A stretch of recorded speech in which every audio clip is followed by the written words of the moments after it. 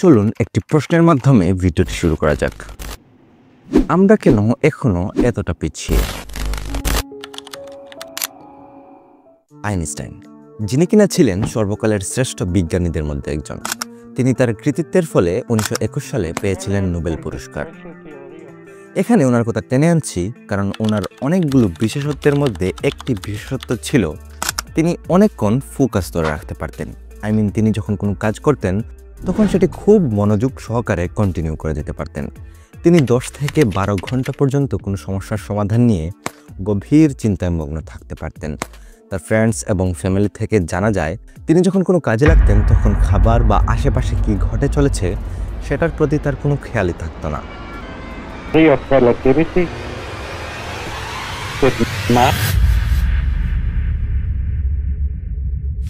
এখন আপনি একটু নিজেকে প্রশ্ন করুন, কোনো কাজে বসে যখন আপনি সমস্যার সম্মুখীন হন তখন সেটির সমাধান করতে ওই কাজের প্রতি কতটুকু মনোযোগ বা ফোকাস ধরে রাখতে পারেন?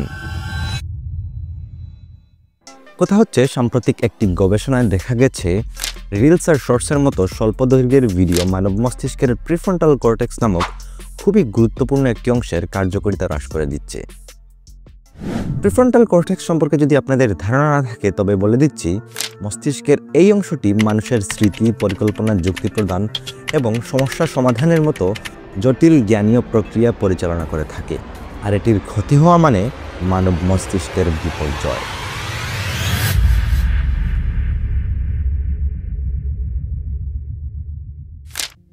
ডোপামিন নামক একটি হরমোন, আশা করি আপনারা সবাই জানেন।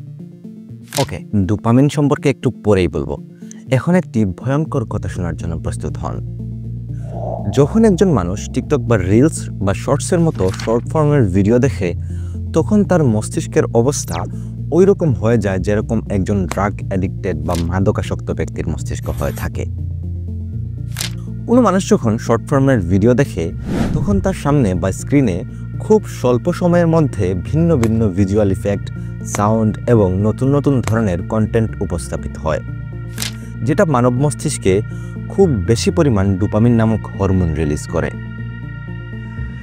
মানুষ যখন ধূমপান কিংবা মাদক দ্রব্য সেবন করে তখন মস্তিষ্কে একসাথে অনেক বেশি পরিমাণ ডোপামিন রিলিজ হয়।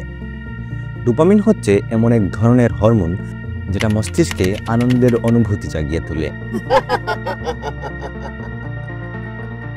অন্যান্য সাধারণ আনন্দময় কাজে স্বাভাবিকভাবে ডোপামিন রিলিজ হলেও শর্টস, রিলসের মতো দ্রুত পরিবর্তনশীল কন্টেন্ট অতিরিক্ত ডোপামিন রিলিজ ঘটায়, যা আমাদের মস্তিষ্ককে ইনস্ট্যান্ট গ্র্যাটিফিকেশন অর্থাৎ তাৎক্ষণিক আনন্দের প্রতি আসক্ত করে তোলে। এখন আপনার আশেপাশে একটু ছোট বাচ্চাদের দিকে একটু লক্ষ্য করুন। দেখতে পাবেন যেই বাচ্চাগুলো অনেকক্ষণ মোবাইল ফোন ইউজ করে থাকে বা শর্টসের মতো ছোট ছোট ভিডিও দেখে থাকে তারা পড়াশোনার প্রতি অতটাও আগ্রহী নয়। অথবা আপনি নিজেই যদি টিকটক, শর্টস কিংবা মোবাইল ফোনে আসক্ত হয়ে থাকেন তাহলে লক্ষ্য করলে বুঝতে পারবেন মানুষের একটু উল্টোপাল্টা কথাতেই আপনি অনেক বেশি পরিমাণ রেগে যাচ্ছেন কিংবা কাউকে সহ্যই হচ্ছে না। বুঝাতে চাচ্ছি, যখন কোনো মস্তিষ্কের খুব তাড়াতাড়ি আনন্দ পাওয়ার বা অনেক বেশি পরিমাণ ডোপামিন হরমোনে অভ্যাস হয়ে যায় তখন সেই মস্তিষ্কের মানুষ ধৈর্য ধরে পড়াশোনা করা কিংবা কোনো জটিল জ্ঞানীয় প্রক্রিয়া বা ক্যালকুলেশনের মতো গুরুত্বপূর্ণ কাজে দুর্বল হয়ে যায়। কথা হচ্ছে, এর থেকে বের হয়ে আসার উপায় কি? ভিডিওটির প্রথম অংশে আমি আইনস্টাইনের উদাহরণ দিয়েছিলাম। এখন যদি আপনারা বিশ্বের টপ লেভেলের ব্যক্তিবর্গের দিকে তাকান, যেমন Bill Gates, Jeff Bezos, Mark Zuckerberg, Tim Cook, Sundar Pichai, Elon Musk, তারা কিন্তু কেউই মোবাইল ফোনে আসক্ত নয়। একবার একটি ইন্টারভিউতে ইলন মাস্ককে জিজ্ঞেস করা হয়েছিল তার মোবাইল ফোনের স্ক্রিন অন টাইম কত। I guess usually probably I'm on for longer than I think I am. It's probably, I don't know, it's a little over an hour a day or something like that. Just an hour a day? তখন তিনি উত্তর দেন মাত্র 1 ঘন্টা হতে পারে, কিন্তু reality যখন check করা হয় তখন দেখা যায় তার স্ক্রিন অন টাইম 5 মিনিটেরও বেশি নয়। It's not accurate because it's 1 minute. Pretty sure it's more than that. যাই হোক, বেশিক্ষণ টিকটক, রিলস, শর্টস ভিডিও দেখাকে খারাপ অভ্যাস হিসেবেই ধরে নিচ্ছি। এখন চলেন এর থেকে পরিত্রাণ পাওয়ার উপায় দেখে নেওয়া যাক। প্রথমেই আপনাকে বুঝতে হবে কোনো আসক্তিকেই এক চেষ্টাতেই দূর করে ফেলা সম্ভব নয়। একটু সিস্টেমেটিকলি কাজ করলেই আমরা আমাদের মস্তিষ্ককে বিপর্যয়ের মুখ থেকে বাঁচিয়ে নিতে পারি। প্রথমে একটি নির্দিষ্ট টাইম সেট করে নিন যখন আপনি সোশ্যাল মিডিয়া ব্যবহার করবেন। সেটি হতে পারে সকালের নির্দিষ্ট কিছু অংশ কিংবা দুপুরবেলার কিছু নির্দিষ্ট অংশ।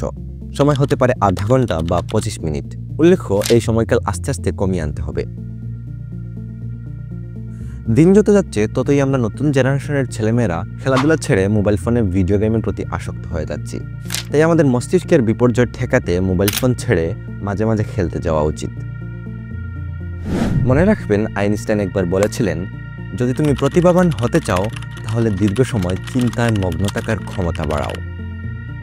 তাই মস্তিষ্ককে রিচার্জ করতে চলে যেতে পারেন কোনো নদীর তীরে এবং সেখানে হতে পারেন চিন্তায় মগ্ন। কৃষি, ব্যবসা, ফ্রিল্যান্সিং, কোডিং এসব কাজে ব্যস্ত হয়ে মস্তিষ্ককে পছন্দতা থেকে বাঁচাতে পারেন। যখন কোনো কিছুর অপেক্ষা করবেন তখন নিজেকে প্রেশার দিয়ে হলেও বেশিক্ষণ ধৈর্য ধরে বসে থাকার অভ্যাস করে তুলবেন। নামাজ পড়ার সময় একটি নির্দিষ্ট ক্রমবদ্ধ পদ্ধতি অনুসরণ করতে হয়, যা মস্তিষ্ককে একটি শৃঙ্খলার মধ্যে রাখে। নিয়মিত নামাজ পড়লে মানুষের চিন্তাশক্তি বিভ্রান্ত হওয়ার সম্ভাবনা কমে এবং দীর্ঘ সময় মনোযোগ ধরে রাখার ক্ষমতা বাড়ে।